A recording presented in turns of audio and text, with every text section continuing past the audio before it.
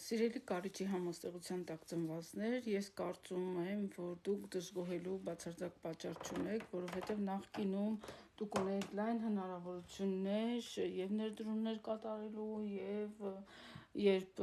տրանզիտը 7-րդ տաններ ձեր հարաբերությունները բարելավում էին ձեր պարտնյորի հետ, հասարակության հետ, այսինքն դուք լավ աշխատանքային հնարավորություններ ունեիք։ Իսկ հիմա, երբ սահմանափակվել է ձեր աշխատանքային հնարավորությունները եւ ձեր գումարային հաջողությունները, համենայն դեպս Ռախուն հայտնվելով 4-րդ տանը, այն է ջրհոսի մեջ, ձեզ մոտ շատ բարենպաստ ժամանակաշրջան է խորը գիտելիքներ ձեռք բերելու, մանավանդ ջրհոսի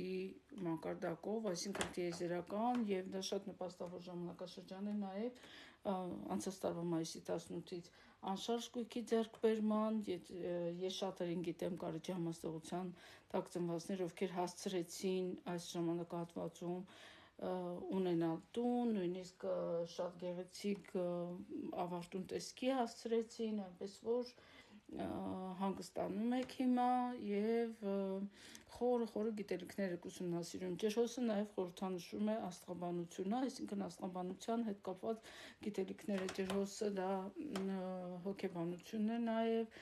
այսինքն այս համաստեղության մեջ Ռախուն ձեր առջեւ առաջադրանքեր դրել խորը գիտելիքներ ձեռք բերելու, իսկ 4-րդ տունը սովորաբար հողի մատնանշում ունի եւ հայրենիքի իմաստով,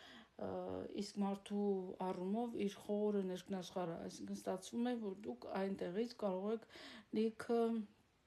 գիտելիքներ բացահայտել եւ դուրս բերել եւ հետագայում արդեն դա փոխանցել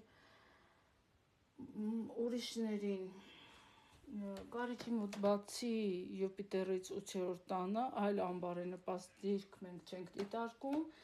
մեկ էլ գետում, որ սահմանափակել է Կարիռայի աճը։ Ուղղակի պետք է խոնարհաբար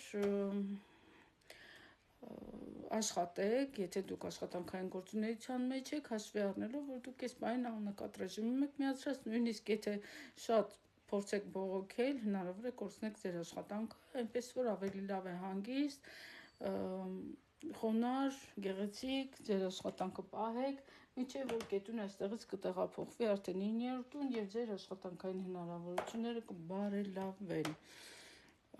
Այս պահին այսքանը կարիճների մասին, հետևեք, բաժանորդագրվեք եւ ծանոթ եղեք բոլոր նոր տեսահոլովակներին։ Սիրով ձեզ հետ է Սոնա Հակոբյանը։